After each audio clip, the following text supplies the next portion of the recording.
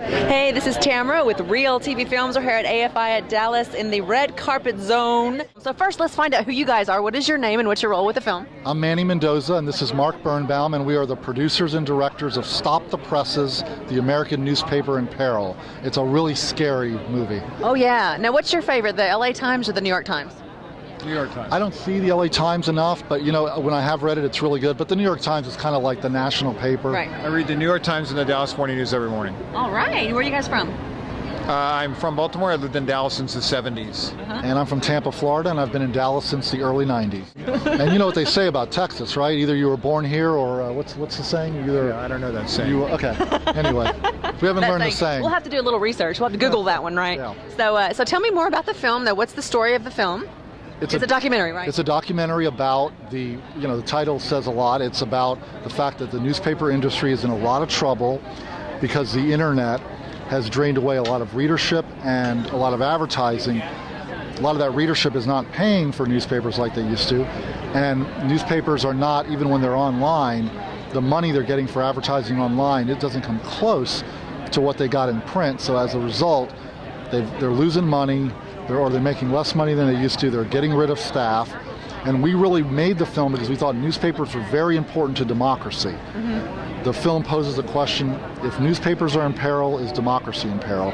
I know it sounds like hype in a way, but any town that you live in, the newspaper is going to have more reporters and editors than all the other media in town combined. They're the ones that are going to do the heavy lifting, find out what's going on. If your government is doing something wrong, if a corporation is doing something wrong, it's the newspaper that's probably going to find out about it. So does your film pose a solution to the problem? No. You just leave it wide open, huh? Nobody really knows. We're in a transition period from the dead tree model of newspapers to electronic. And how the internet gets monetized, how the income can be provided to provide for large staffs of reporters, for people at the Washington Post to spend 6 months turning up a story about Walter Reed Army Medical Hospital, and to tell us the kinds of things we need to know to make informed decisions about voting, about school boards, about police, about all the things that hold this community together. How that happens during this transition period, nobody really knows. They're trying to figure it out, and I'd say there's good hope.